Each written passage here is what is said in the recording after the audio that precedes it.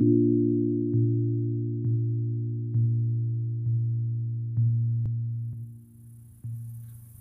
guys, good afternoon. This is Alicia Wiseman with Ducks Unlimited's Rice Stewardship Program. I'm out here south of Welsh, Louisiana. Going to try to show you a few different scenarios of what happens this time of year in rice. So it's the 1st of August, first week of August, and you are looking at a very mature rice crop. You can see they've drained the water out and there's still a little bit in the ditches, but they're getting ready to harvest this. Probably going to get in this field this afternoon and start cutting. And you can't see it from here, but this is about 150 acres. I see a grain cart moving in the background now, so they're already getting ready to harvest. The dews come off the leaves and they're about to put a combine in this field here. So very mature crop, ready to go. It looks good. It's heavy, it's tall, and we'll hope they cut a good yield off of it. Alright, so what you see here is a harvested rice field. They just finished. You can actually see the combines dumping into the full truck there, and more combines dumping into trucks and grain wagons in the back. But I want you to see the rice stubble here. It's still sticking up, still kind of tall. If you were to walk out in it, it'd be about shin tall. And it's pretty stiff. You can see it's a pretty solid carpet there. So the farmer's going to second crop this. That means he's going to grow another crop in the same field based on these same roots. But he's got to do a little bit of work to prepare this field for a second crop. And I'll show you that in just a second.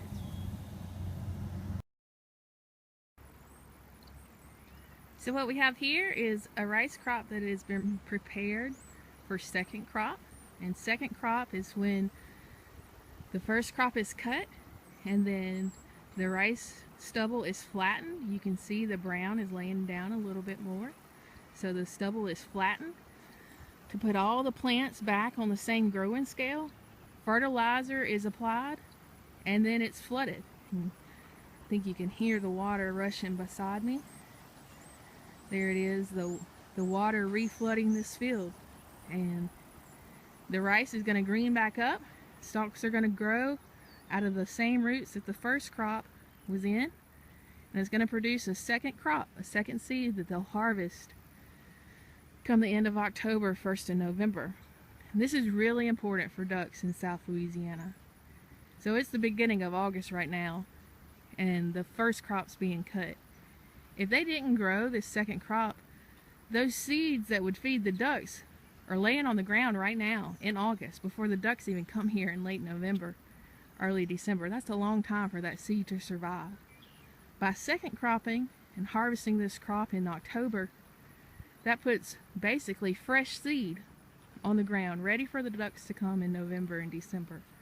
Some research was done out of Mississippi State University that says if a farmer even attempts to ratoon crop, even if it's not successful, isn't harvested, those fields provide 15% more food for wintering waterfowl than a field that was not ratoon cropped or attempted ratoon.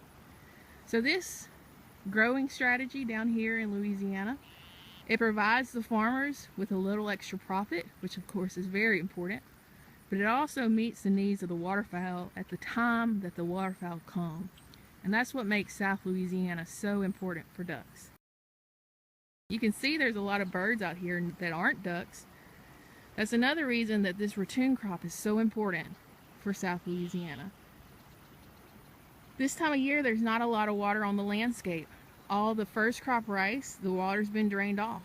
All the crawfish fields, the water's been drained off. And these wading birds, the black-necked stilts, the snowy egrets, the white-faced ibis, and the other dark ibises, there's not a lot of habitat for them.